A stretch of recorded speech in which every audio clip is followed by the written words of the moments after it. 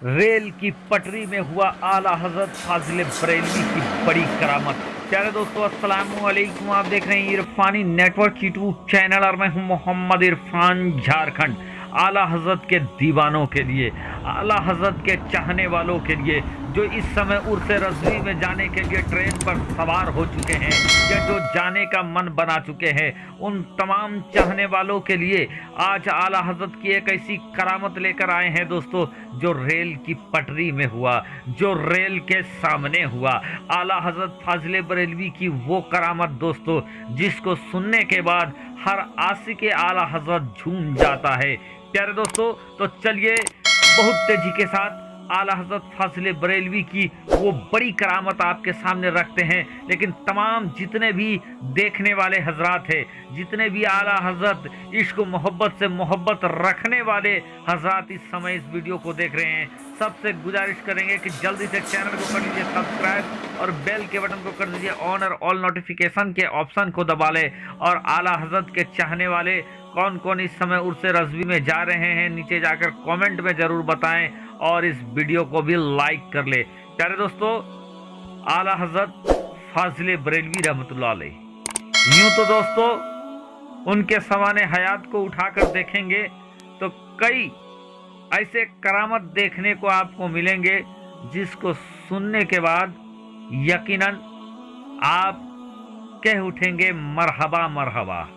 आला हजरत का इश्क, आला हजरत की तहरीर, आला हजरत की तकरीर, आला हजरत की किताबें सब यकीनन दिल को झुमा देने वाली है। प्यारे दोस्तों, एक बार का वाकया है कि आला हजरत फाजिल बरेलवी रहमतुल्लाह अलैह पीलीभीत शरीफ से बरेली शरीफ के सफर में थे। दौरान सफर दोस्तों गाड़ी बहुत तेजी के साथ चल रही थी और चलते चलते आला हजरत फाजिल बरेलवी जिस ट्रेन पर सवार थे, वो ट्रेन पीलीभीत से निकलकर बहुत तेजी के साथ बरेली की तरफ, बरेली शरीफ की तरफ, सुन्नियों के मरकज की तरफ बहुत तेजी के साथ आगे बढ़ रही थी कि रास्ते में एक जगह गाड़ी रुक जाती है। तारीख में उस जगह का नाम नवाबगंज बताया गया है। पीलीभीत और बरेली शरीफ के दरमियान का ये रेलवे स्टेशन है दोस्तों, जहां आला हजरत की गाड़ी आकर रुक जाती है। आला हजरत फाजिल बरेलवी रहमतुल्लाह अलैह की गाड़ी जब आकर नवाबगंज में रुकती है तो वो वक्त मगरिब का वक्त था।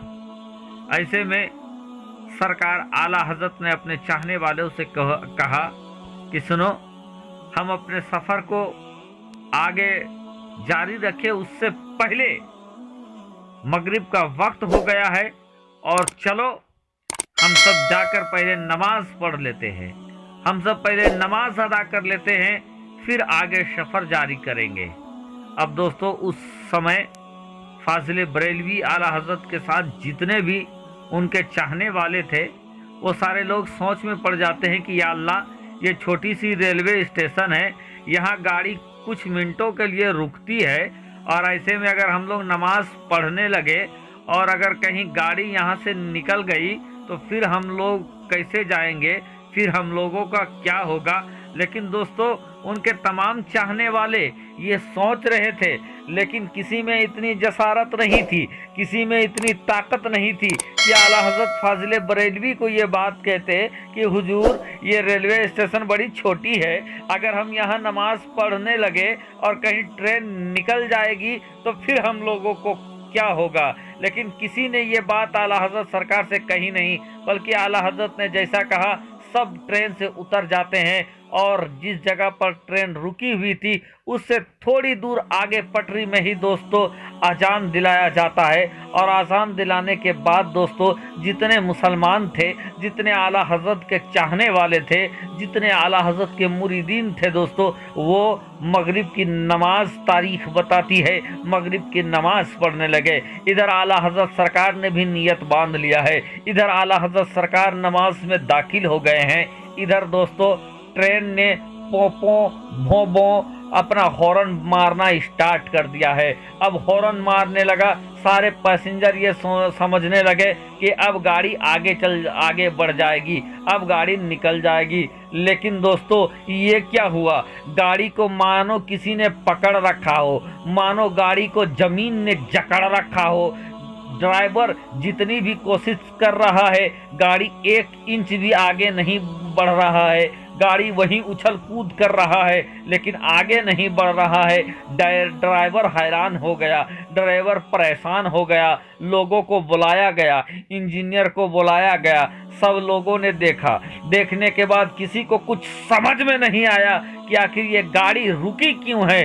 दोस्तों इतने में उसी गाड़ी में एक बुजुर्गवार भी सवार थे, एक बुजुर्ग भी सवार था, जिसके बारे में कहा जाता था कि वो शायद दूसरे धर्म का था, कोई पंडित भी था। दोस्तों जब गाड़ी आगे नहीं चल रही थी तो वो उस गाड़ी में ही सवार था। बैठे बैठे थक गया, बैठे बैठे जब बोर हो गया, गाड़ी आगे नहीं बढ़ रही थी, तो उसने झांक कर देखा, और झांक कर देखा तो उसको समझ में यही आया कि गाड़ी आगे नहीं बढ़ रही है। ड्राइवर चाहता है कि गाड़ी आगे बढ़ा ले, लेकिन गाड़ी आगे टसक नहीं रही है, गाड़ी आगे खिसक नहीं रही है। इतने में उसी शख्स की निगाह आगे आला हजरत सरकार के ऊपर पड़ता है, जो कि उस वक्त नमाज अदा कर रहे थे।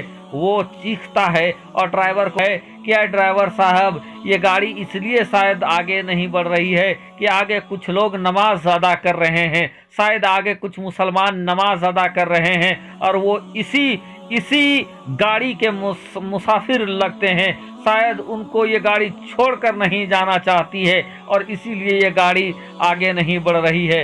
अब क्या था दोस्तों, ड्राइवर को भी सुकून लग गया। इधर आला हजरत सरकार ने नमाज ख़त्म की दोस्तों, और नमाज ख़त्म करने के बाद सारे मुरीदीन के साथ गाड़ी में आते हैं। जैसे ही गाड़ी के सामने आते हैं, ड्राइवर और तमाम लोग कहते हैं कि बाबा जल्दी से आप गाड़ी में चढ़ जाइए, शायद अब गाड़ी स्टार्ट हो जाए। फिर क्या था दोस्तों, जैसे ही तारीख बताती है, आला हजरत सरकार और उनके चाहने वाले नमाज को ख़त्म करके, नमाज को कंप्लीट करके उस गाड़ी में जैसे ही सवार होते हैं, अब एक बार फिर से उसी ड्राइवर ने उसी गाड़ी को स्टार्ट किया है। दोस्तों जमाना देखकर दंग रह गई कि अब की बार गाड़ी फौरन से स्टार्ट हो जाती है और फर्राटे मार कर वहां से चल पड़ती है बरेली की तरफ। दोस्तों तो ये है आला हजरत सरकार की जिंदा करामत, जिसको देखने वालों ने अपनी निगाहों से देखा है। आज भी आला हजरत के करामत में इसका शुमार किया जाता है दोस्तों। और तमाम चाहने वालों को आला हजरत का उर्स एक बार फिर से मेरे जानिब से मुबारक हो। आप सभी को उर्स रजवी।